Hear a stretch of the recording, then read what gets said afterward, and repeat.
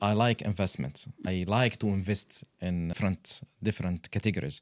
Every number has a story behind. Yes. What is the number? What is the story of it? If anything is stable, it's not interesting. It really shapes the role of some CFO totally new. In my thinking, a CFO always is purely the number guy. Some mistakes on surviving of the company, and it's a good opportunity to grow. Exactly. Yes.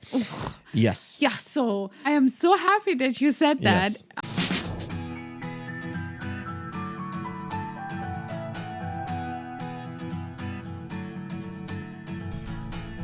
Welcome to Skillionaires, the podcast where stories stick and strategies scale. Today, we are going beyond any financial report on balance sheets or profitability.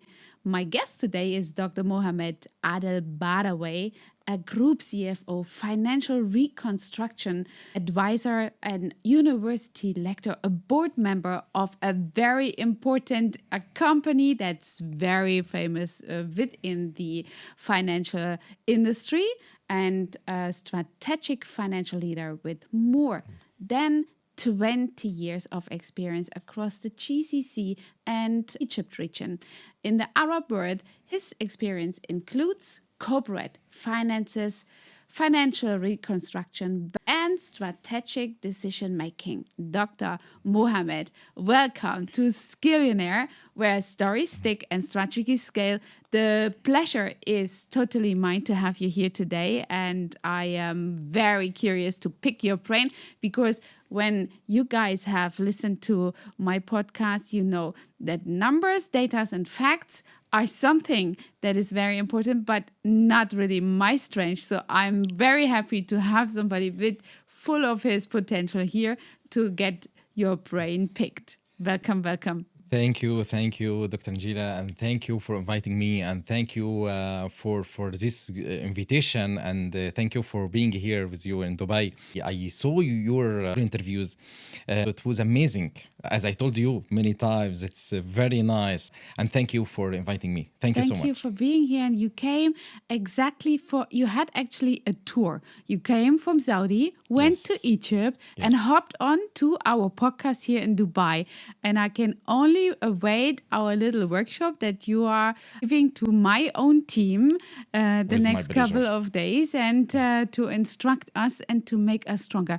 But before we dive into numbers, data, and facts and all the KPIs that you can probably tell a story about, what the numbers story is actually behind, let me find out who is actually Dr. Mohamed before any financial degrees, before any career path, out all of the financial medals that you own.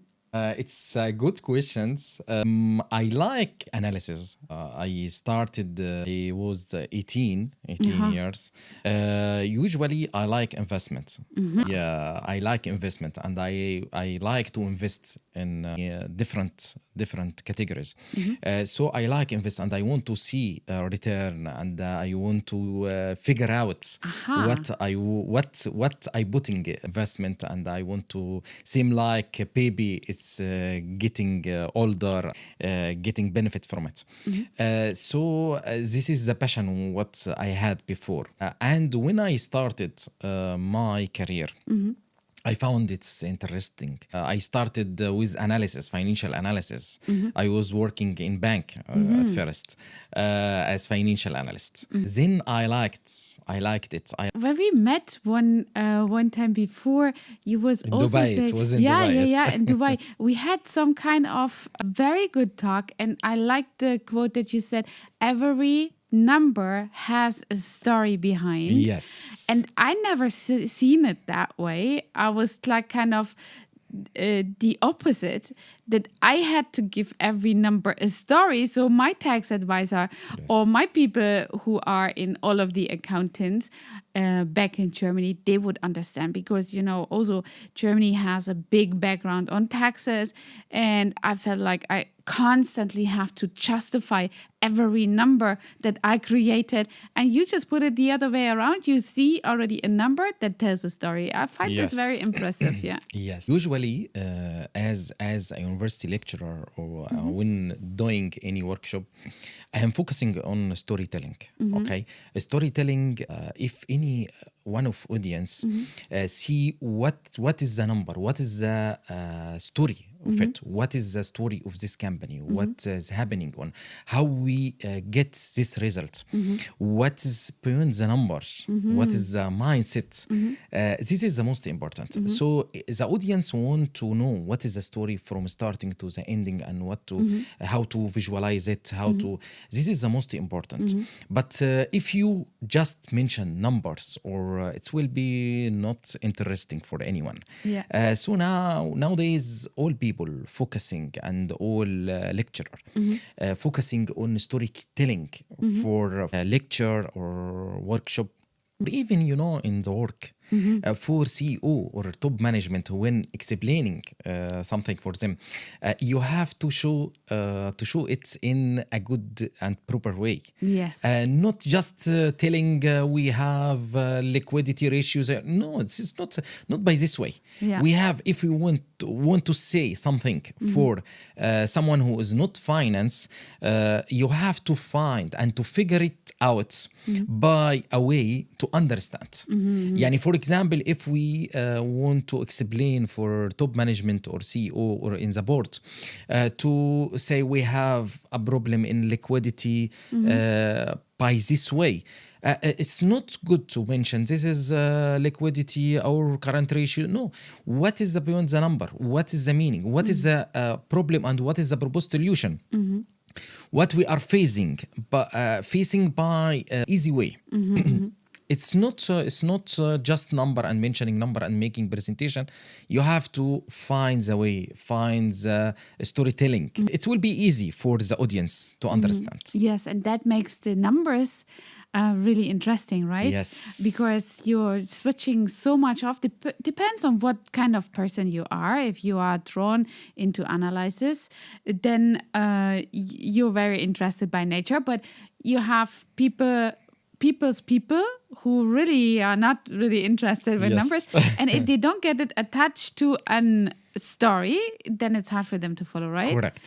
So, Mohamed, you said your initially motivation to go into this field of industry of finances, there was your own passion of investment, and you wanted to see the balance sheets. Where is the profit coming from? What's it creating? If you put something in, what is the outcome of it? And all of these things.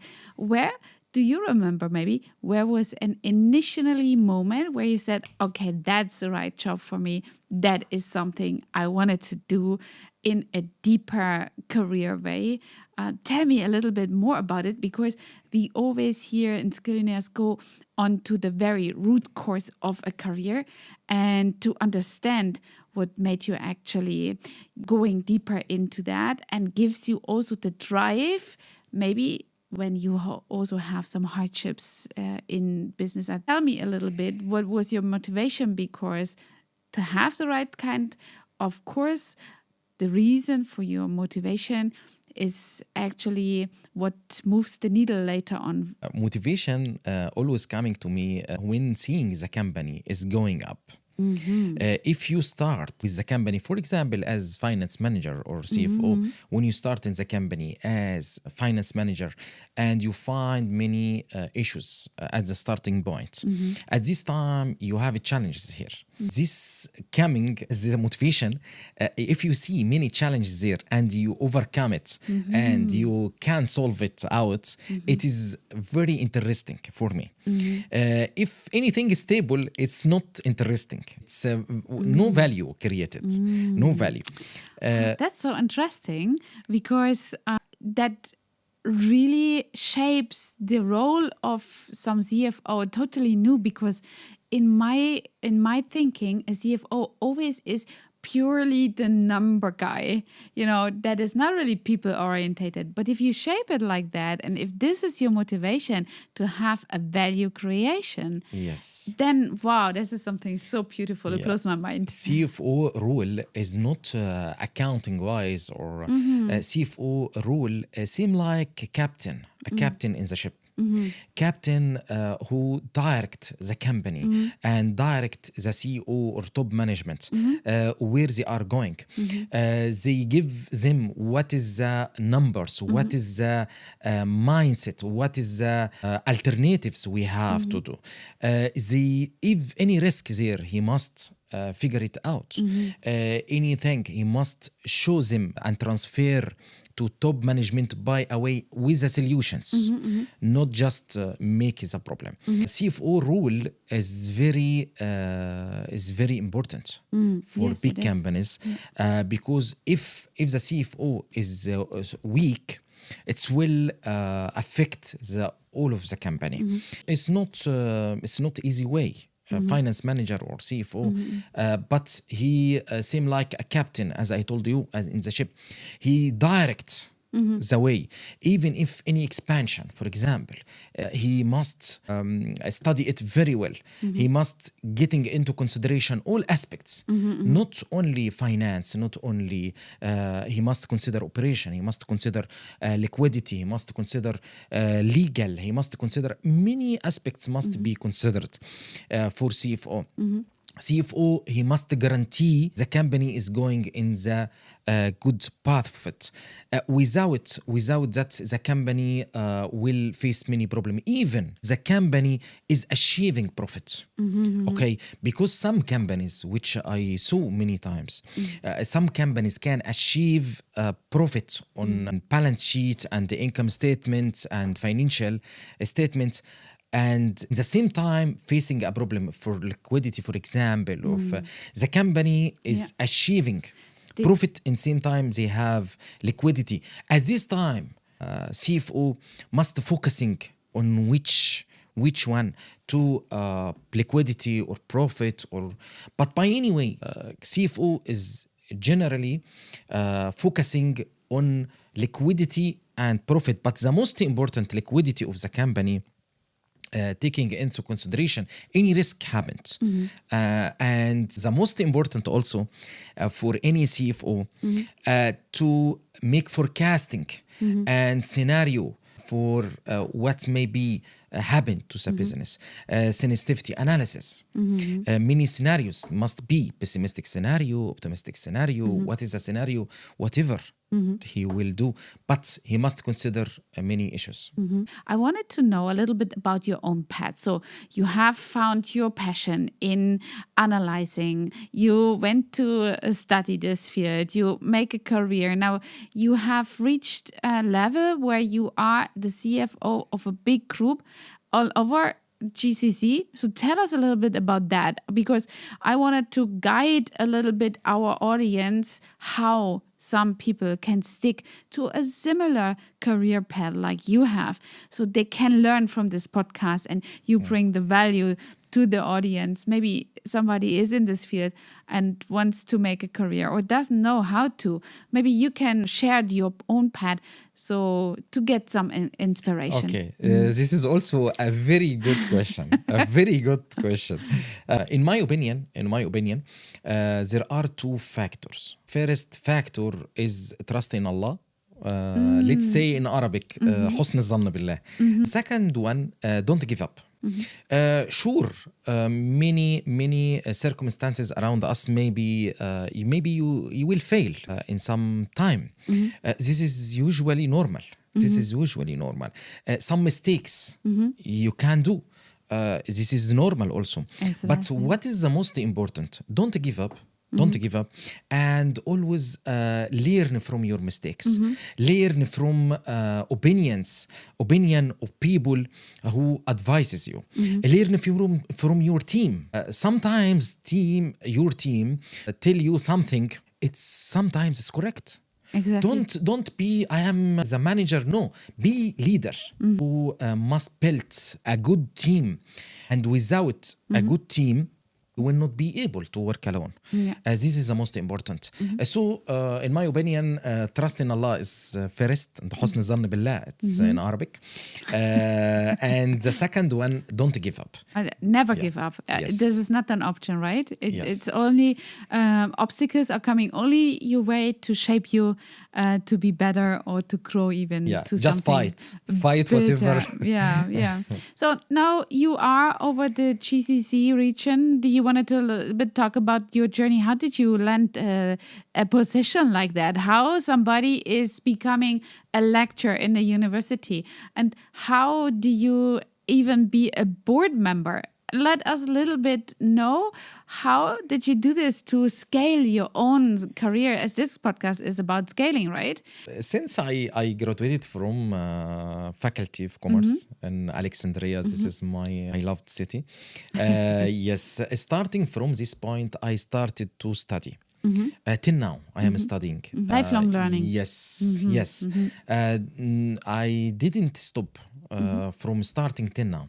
I started with CMA. It's one of worldwide certificates good in management accounting. Then MBAs, in DBAs, in IFRS, in FMVA. Many certificates and many studying. Qualifications, Qualifications is most important beside experience. Qualifications alone is not enough, and experience alone is not enough. Certificates and qualifications and studying with your experience give you access to many issues, and you will learn more. Your mindset will be changed. Your mindset in experience, you will gain more about experience, and will gain from qualifications as well. So both of them are most important. You have actually entered this big company where you'll be the CFO in Saudi. Tell us a little bit more. Okay. Let me pick your brain. Yes, I am now CFO for a big company. Yes, I am working in Saudi Arabia, Emirates. I am responsible for Saudi Arabia, Emirates, Oman, and Egypt as well. Wow. And also, this is a four or five countries? Yes, I am responsible for 4 countries. Wow. 4 countries. Yeah. Also now I am a university lecturer for MBA and DBA Mohamed, programs. let me stop this here for a second, because to be in 4 countries a CFO is nothing that you just can override with coming around the corner. I'm also being a lecturer. I just wanted to line this out for our listeners here. 4 countries in the GCC region, you are responsible for the financial well-being of a company. Yeah. Chapeau. I only can say, yeah, Thank you. that's so a much. massive achievement. I just wanted to line this out, because a lot of people, and also we tend, if we talk about our own achievements, we tend to just overgo this. So I just wanted to give you here the Skillionaire medal to basically achieve something really good, very good. I'm so proud to have you here in the podcast. And in this role, Mohamed, explain me, please, how was it responsible for getting then in a position where you share your knowledge as a lecturer in a university? How did that came around? Yeah, if you are a university and lecturer and you have a great experience in the field of finance, you will close the gap between theoretical and practical. For this reason, I like teaching. I have only 1 lecture weekly, but I like teaching. I like to transfer knowledge. I like to transfer what I learned for what I saw in practical, and how the theory is saying that, and how practical is going on. So the gap to be closed, how to be closed. Yani if we are talking about, for example, valuation, In finance, we have many ways for valuations. What is going on in practice? What is going on theoretical? How to close the gap? How to find actually in, for example, merger and acquisition, for example. How to close this gap. You will find theoretical, we studied many issues, but in practical, in merger and acquisition, you will find many other issues happened. Not seem like what we studied. So in practical, you will find many issues different, totally different. So how to close this gap? How to transfer your knowledge? How to transfer your experience? This is the most important, because audience want to learn. Yes. They don't want some theoretical. They want theoretical with practical. They want to learn. They want to be able to go through the market and in getting good position and in good job, and they to be able to understand it very well and to be to create some competency. Yeah, I wanted to share something. Maybe I'm putting myself in a weak point now, but I'm taking the risk all by myself. Lately, as my company here in the UAE is growing, I also wanted to have somebody in my team who's taking care for the financial, accounting, profit and loss, budget planning, and all of these things. So I was doing my thing with recruitment. The way I did, I had actually 86 inquiries. Only 12 showed up, or 12 was actually showing up after we invited most of them. That's a strategy that I always go. And in the end, I chose somebody who came fresh from university.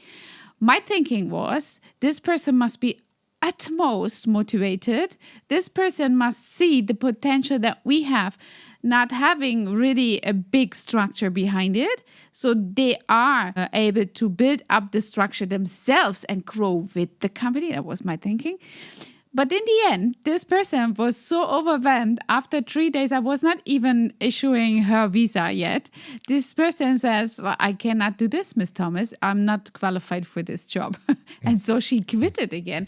And I was like kind of very disappointed in somebody who chose this job, not knowing what beauty could lay in it to create their own infrastructure of company, and then not taking a chance like that. For me, in my eyes, it was a big chance that this young person has been given to that she didn't take. So I think being a lecturer, that makes the people ready to find out the chances of digesting all of the knowledge from theoretically into practical. That is something so beautiful that you do. So again, a big value that you do on the whole financial industry. So thank you for that as well. Do you have sometimes in the lectures that you have amongst the students that you are educating, do you have persons that you think they do it just because it's a job, a job? Or do you think, can you evaluate really fast if those people are, having a passion similar like yours, or if they are just doing a job just to do a job? You want to say something regarding what you mentioned about searching for someone, yes, for joining with you. And the most important when choosing the job, his mindset, to know, technically to know. But if we make it as a weight, 30% or 40% his mindset, how he will deal with problems, how he will, because if he don't have the good mindset, the good attitude in the interview to be problem solver, this is the most important, and this is what I am always searching about. Not only technical. In any interview for managers, usually I am searching for someone to be a leader. Exactly. But you know what happened? I was just driving a little bit off, but I think this is going to be... So I wanted to have your opinion on that. had a group interview. Basically, they had to make a group task, and I brought all kind of papers. I faked those papers. I made fictive invoices and so some, kind of mistakes in it. So they had to find this out. I wanted to see who is taking leadership in this group and all of these things. The potential best educated person, but the person who had the very good qualities of person who fits to my team, secondly, and thirdly, also who has a lot of potential to grow, who's looking for solutions. Basically. Looking for his career path. Exactly. And I wanted to strongly have people who choose a career, not a salary, Yes. So, but what I found out actually that unfortunately, those people who fitted totally 100% into my ideal candidate, they all was somehow employed under their own visa. They didn't want to have committed to one company. They had their side hustles here and there. And that's something that I will not support. I cannot support on the position where we are in terms of growing. So that I found a little a shame. But let's move on and then take somebody else. And that didn't turn out good because she was totally overwhelmed with the creativity that I brought in when it comes to numbers. It's I think, as you said, every number has a story, but also you can give every number a story, right? Correct. And you have to have your mind open. And that's only the reason why I make the subject of numbers, the subject of finances, for me, so interesting as a founder to wanted to see it, because this is also the growth potential that the company has in the books. Is that so? Or what is your opinion about that? Yes, you are totally right. You are totally right. A finance department, if the finance department has a qualified people in this department, you will find your company is going in the correct path. Otherwise, you will find many issues and many troubles happened. So in many companies I saw, the problem is coming not only from operation, from finance as well. If finance is good, you will find everything is going in good way. So for any company, they want to make expansions, they want to make corrective actions, they want to fix what is the problem they have. Okay, this is good to fix operation if you have a problem. Fix HR, but to choose talented people in finance. This is the most important thing in the company. If you have talented people in all departments, but you don't have in finance, you will fail. You will fail. Finance is backbone of the company. Yes, that you said that's all right. It's the backbone of the company, and a lot of people, they take it as like kind of a stepchild, right? Yes. Of the company. But there's it's the backbone, you can say, and especially here in the MENA region where everything is so fast. You have to be fast also with your finances, right? And create this liquidity, and you have to be as a CFO so switched on at this moment. Is that correct? Right? In the subject of being a financial advisor, you have to be switched on, because I can only imagine, out of my point of view as a founder and creator and opportunity taker, right? I'm going and I'm hunting and I'm harvesting all of these things in, but then I can see my CFO on my side. So it's like, we don't have the capacities for this. And I'm still like, no, I'm not going to accept. Let me create the capacity then. And that could be such a good additional work together. Is that something that you experience in your career path somewhere? Yes, you are one of amazing one of amazing mindsets which I see actually.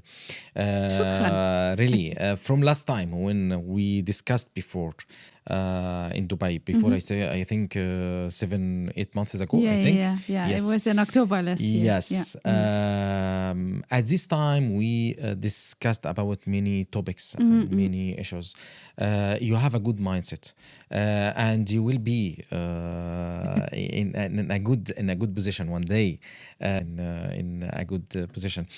Also in Dubai here, the government is supporting yes, supporting companies.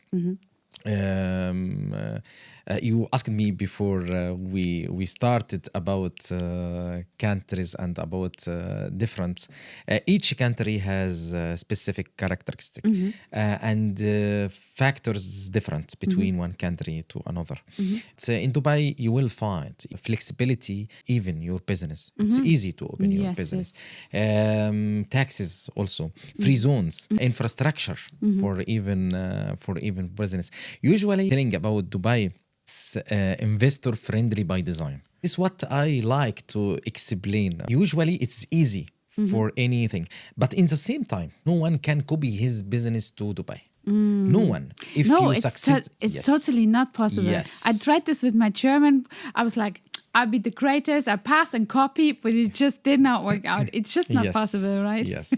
Different aspects And this, is there. yeah. Competition is very high in Dubai, but in the same time, it's matured market. If you don't have a value, you will fail. So the markets enforce you to create a value as a company or as an investor, to create a value. So the market is matured enough, in my opinion, in Dubai. Dubai, it's easy to open any investment here. Yes. To make a company, your own company, and invest. It's easy. It's easy to open, but it's hard to hold. Correct. And, it's hard and to this is the success. second part. Yeah. Okay, you don't have a value, or you didn't create a value for your company. This is the homework for any entrepreneur or to open in Dubai or in Emirates. You have to create value, and you can't copy the market. If you succeed in one country, you can't copy it to Emirates. It's not easy to copy it. Each country has a specific characteristics, as I told you. Also, if we remember the case of Uber, Uber was very successful company in Europe until now, in Europe and America and Middle East, as you know. But Uber, who went China, she failed and she achieved $1 billion loss in the first year, and she exit already and exit from the market. Why? Because Uber didn't study the market, and this is big lesson. Didn't adjust to the needs of the person, to how people are actually reacting, the customer journey. This is something that you always have to take an evaluation. Correct. Which brings me to the next question, Mohamed. We was talking about a little bit about, being CEO and CFO. Now, me as a CEO of a company, I always have creative ideas. I wanted to get this done, executed, or even sell it, design it, whatsoever, all of these things. Now, as out of a CFO point of view, what you think the number that's most important to the CEO, they always should have in their focus, and the other way around, what a CEO must deliver to the CFO for having a good, harmonic and aligned kind of grow for the company? Okay, this is amazing question. Okay, as a CFO, he must always, when discussing with a CEO, he wear the lenses of CEO. What it means? Don't explain to the CEO accounting. Don't explain to him ratios. Don't explain. No, visualize it. Visualize it. Support him to get decisions. What does the CEO want? He wants numbers from you. He wants reports. Why he wants this report? He wanted to get some decisions. Exactly. Yes. He wants the reports to make decisions. That's Yes. always what I want. Yes. As a, Yeah. If you explain more numbers, if you explain just problems, even if you have a problem, you have to find what is the proposed solutions for it. Yani, this is a problem, this is a proposed solution, this is my recommendations. This is the most important. Also for CFO, he must guarantee liquidity of the company in order to CEO to manage and get decisions in a good way. If you guarantee for him liquidity, if you guarantee for him profitability, خلاص, he will be able to decide and to get some benefits from your reports. Otherwise, it will not be benefit for him. It will not create value for him. Okay. So tell me one more time again, the CEO has then to give what numbers to the CFO to have them both aligned? What lenses they have, the CEO has to take that as? CFO must wear the CEO lenses. But the other way around. Yes, but why? Why Yeah. is this? Why I mentioned that? Okay, because if he didn't wear it, he will not be able to be in the same page. He will not understand if you mentioned for him we have this under trial balance. Well, he will not understand that. Yes. He will not understand some ratios. No, he want to know. He want to get recommendation from your sides. He want you to guarantee risk, to mitigate what is the risk. He want you to make sure everything is very well. To understand what is going on, okay, from the CEO, you have to know. I can say to you, you have to know what is the audience. Audience, CEO, he's not finance guy. Yes. If someone in your team, financial analyst, for example, this is finance guy. You have to talk by the same language. Accounting manager, you have to talk by the same language. Yes. This is the audience. But audience, if the audience is CEO, okay, you have to talk by his language. Storytelling. That's what Correct. you said earlier, Correct. right? Correct. Yeah. That's so beautiful. It's linked to each other. Yes. So it's very important to get this aligned. Now, you are also a board member. How to become a board member of a big company? Explain us a little bit about that. You're not only a lecturer, you're not only a CFO, but you're also a board member. As it means you're making decisions on a big scale. So this Correct. is a big scaling moment. Correct. Let me pick your brain how it came to this position, how it came to this happening, and what impact you have in a board. Okay. Board as a board member is totally different from working as a CFO or working as financial analyst or financial advisor and so on. It's totally different because you are voting for some decisions. You are thinking about some perspectives. You want to make sure the company is going on in same like a CEO here. Same like the CEO, for example. You are getting some reports. You are getting some information from managers and so on. You have to vote, for example, for expansion in some way. You have to vote for in many aspects. So being as board member is totally different. A board member same like guiding the top management for specific way. So measuring the risk and getting and focusing on this point. Not We can see the growth parameters of your own career in the financial industry. What is the next episode? What you're planning? What is the next step? Will you share a little peek preview with us? I want to open my own company. Sure, but not now. Currently, not now, because I have to be ready for this. That's my beloved really readiness check that I make with my clients. Are you even everybody is wishing themselves or wishing for themselves some kind of scaling moment success, but are they really ready? This is so often that founders are not even ready to digest the ghosts that they are calling. They are not ready to digest. And this is such a smart statement. If you say, I have this vision, I have this goal, but not yet, I'm not yet ready.